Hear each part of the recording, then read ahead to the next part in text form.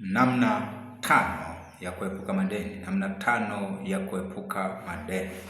Roho Mtakatifu akakuhudumia kwenye mafundisho haya, na mafundisho haya kufanyike msaada kwako katika jina la Yesu. Namna tano ya kuepuka madeni. Kuna watu wengi ambao wanaishi kwenye madeni. Watu wengi ambao wanaishi kwenye madeni. Watu wengi ambao wanaishi kwenye madeni. Madeni hayakomi kwenye maisha yao. Siku zote wao ni watu wa kudaiwa. Siku zote wao ni watu wa madeni. Ni watu wa madeni. Ni watu wa madeni. Na maisha ya madeni ni maisha ambayo ni so frustrating. Ni so frustrating. Na maana ni vema kujifunza ni namna ambavyo tunaweza kuepuka kwenye madeni. Kwenye maisha ukiweza kuishi bila madeni, kwa sehemu kubwa utaenjoy maisha. Utaenjoy maisha. Watu ambao hawana amani kwa sababu ya madeni walionayo, hawana furaha kwa sababu ya madeni walionayo. Kuna watu wanadaiwa kila kona, wanadaiwa kila kona. Wanadaiwa kwa watu binafsi, wanadaiwa kwenye taasisi za mikopo, wanadaiwa kila kona. Maisha ya namna hii huwezi kuyafurahia hata kidogo. Huwezi kuyafurahia hata kidogo. Kwa yamkini unasikiza mafundisho haya na unaishi kwenye madeni. Unadaiwa kila kona. Unadaiwa na watu binafsi. Unadaiwa na taasisi za fedha. Ambazo taasisi za mikopo hizi zinaongezeka kila siku.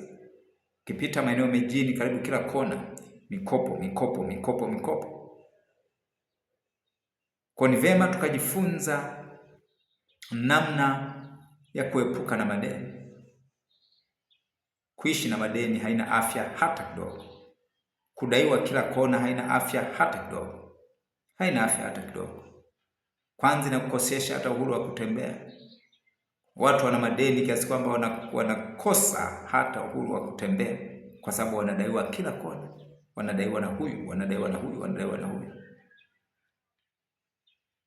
Kwa tutakwenda kujifunza namna tano zitakazo kusaidia wewe kuepuka madeni. Na kwa mtu yoyote ambaye atafanyia kazi haya, ataanza kuenjoy maisha yake.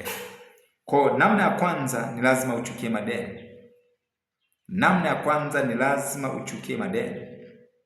Huwezi kuondokana na kitu ambacho ukichukii. Huwezi kuachana na kitu ambacho bado unaendelea kukikumbatia. Kwanza ni kuchukia madeni. That is the first step, kwamba chukia madeni. Chukia madeni. Usipochukia madeni hautatoka kwenye madeni, utaendelea kuishi kwenye madeni, utaendelea kukopa kama usipochukia madeni.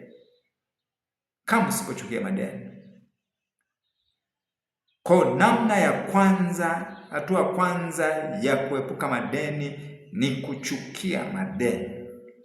Huwezi kutoka kwenye madeni kama usipochukia madeni. Kutoka kwenye madeni kunaanza kwenye ufahamu wako. Utakapochukia madeni, machukio makuu, basi hiyo tayari ni hatua ya kutoka kwenye madeni. Kumbuka tunaposoma kwenye Mithali 22:7, maandiko yanasema kwamba tajiri humtawala maskini, naye akopaye ni mtumwa wake akopeshaye. Kwa mtu anayeishi kwenye madeni anaishi maisha ya utumwa. Maana maandiko kwamba naye akopaye ni mtumwa wake akopeshaye. Kataa kuishi maisha ya utumwa. Kama unataka kuondokana na madeni, hatua ya kwanza, jambo la kwanza ni kuchukia madeni. Je, unachukia madeni kwa kiasi gani? Kwa sababu chochote ambacho ukichukii kitaendelea kukufuatilia. Kwa hatua ya kwanza ya kuondoka kwenye madeni ni kuchukia madeni. Huwezi kutoka kwenye madeni kama usipochukia madeni. Maandiko yanasema kwamba yoyote anayekopa ni mtumwa kwa yule aliyemkopesha. Kwa wewe kama umekopa, maana yake yule aliyekukopesha wewe ni mtumwa kwake. wewe ni mtumwa kwake. Lazima uchukie kuishi maisha ya madeni. Kama nataka kutoka kwenye madeni, lazima uchukie kuishi maisha ya madeni. Kama nataka kutoka kwenye madeni, lazima uchukie kuishi maisha ya madeni. Chukia kuwa mtumwa na fanya kila linalowezekana kuwa huru. Kuwa huru. Hakuna anayefurahia kuwa mtumwa. Usikubali kuwa mtumwa wa mtu yoyote yule. Chukia madeni na chukua hatua kuwa huru. Chukua hatua kuwa huru. Kwa jambo la kwanza, namna ya kwanza kutoka kwenye madeni ni kuchukia madeni. Usipochukia madeni, hautaondoka kwenye madeni. Hautaondoka, utaendelea kuishi maisha ya madeni. Lakini jambo la pili, namna ya pili ya kuondoka kwenye madeni, acha kutengeneza madeni. Kuna watu wanaishi kwenye madeni kwa sababu wanaishi maisha ambayo sio ya kwao. Kumbuka kwamba maisha yako katika hatua. Yamkini saizi hatua ulionayo ni hatua ya kula labda mlenda, na tuzungumzia tu kwa jinsi ya kibinadamu. Kwa sababu usipoishi maisha yako, hakuna namna ambavyo utaepuka madeni. Ukiishi maisha ambayo hayaendani na kipato chako, hautaondoka kwenye madeni. Ishi maisha yanayoendana na kipato chako. Ishi maisha yanayoendana na fedha ulizonazo. Usiishi maisha feki. Usiishi maisha ambayo sio kwako. Usiishi maisha ya watu wengine. Ishi maisha yako.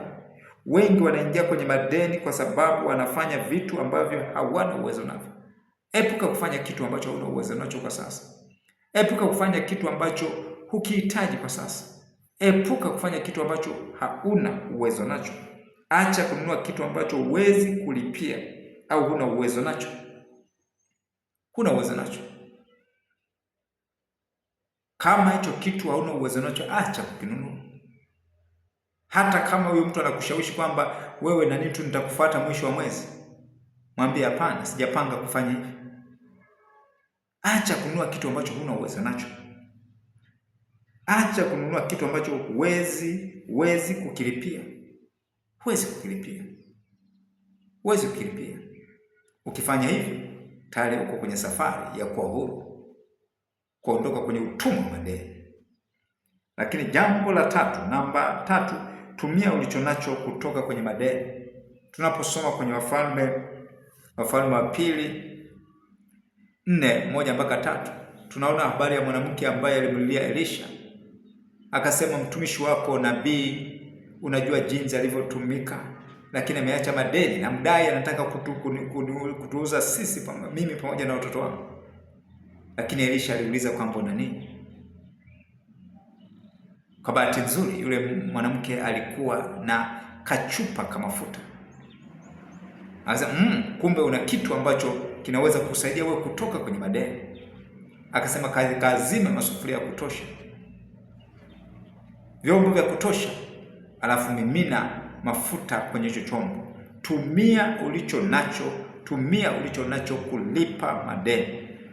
Mwanamke alikuwa na madeni makubwa, alitumia mafuta kidogo aliyokuwa nayo kulipa madeni. Je, ni kitu gani ulicho nacho kinachoweza kukutoa kwenye madeni? Ni kitu gani ulicho nacho ambacho kinaweza kukutoa kwenye dimbwi la madeni? Ni kitu gani ulicho nacho? Kipaji ulicho nacho kinaweza kukutoa kwenye madeni. Kipaji ulicho nacho kinaweza kukutoa kwenye madeni. Rasilimali ulizonazo zinaweza kukutoa kwenye madeni. Asset ulizonazo zinaweza kukutoa kwenye madeni. Tumia ulicho nacho kulipa madeni. Talent ulionayo, kipaji ulicho nacho kinaweza kukusaidia kukutoa wewe kwenye madeni. Kumbuka namna ambavyo Mungu pia anatufanikisha kwenye maeneo mbalimbali ni kwa kutumia kipaji alichoachilia ndani yetu. Kwa kipaji ulicho nacho ni mtaji. Asset ulizonazo ni mtaji. Tumia ulicho nacho. Kama huyu mwanamke alikuwa na chupa ya mafuta. Hayo mafuta kidogo aliyokuwa nayo, na wewe inawezekana kipaji ulicho nacho kikakusaidia wewe kulipa madeni, kutoka kwenye madeni. Lakini namna ya nne ongeza kipato chako. Ongeza kipato chako, ongeza mapato yako. Fanya kazi muda wa ziada. Fanya kazi muda wa ziada. Tafuta kazi nyingine. Na tumia hela unayopata kulipa madeni. Fanya kazi muda wa ziada. Tafuta vyanzo vingine vya mapato. Na mapato unayopata na fedha unazopata tumia kulipa madeni. Tumia kulipa madeni. Lakini namna ya 5, weka mpango wa kulipa madeni. Usipoweka mpango wa kulipa madeni kwamba kila mwezi au kila wiki nitakuwa napunguza kiasi fulani, hutaondoka kwenye madeni. Kwa weka mpango, lipa madeni madogo kwanza, halafu lipa madeni yenye riba kubwa. Halafu lipa kwenye madeni yenye riba kubwa. Ni mapenzi ya Mungu kwetu tuishi bila madeni. Ndio maana maandiko yanasema kwamba kwenye Kumbukumbu ya Torati 28:12 kwamba hutakopa wewe bali utakopesha. Weka mpango wa kulipa madeni.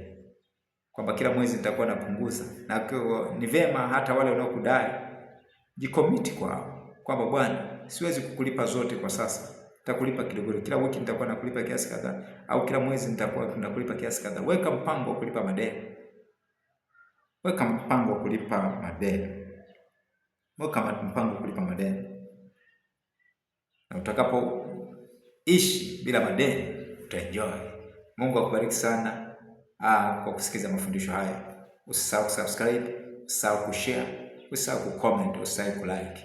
Mungu akubariki. Na kama ulikuwa unaishi kwenye madeni, kwamba kumbuka tulikuwa tunajifunza namna kutoka kwenye chukia hayo madeni. Chukia hayo madeni. Chukia hayo madeni. Hatua kwanza, chukia madeni. Chukia madeni. Ishi maisha yako. Ishi maisha yako. Ishi maisha yako. Tumia ulicho nacho kutoka kwenye madeni. Weka mpango wa kulipa madeni. Kuondoka kwenye madeni, weka mpango. Weka mpango. Mungu akubariki sana kwa kusikiza mafundisho haya. Katika jina la Yesu Kristo wa Nazareti hai.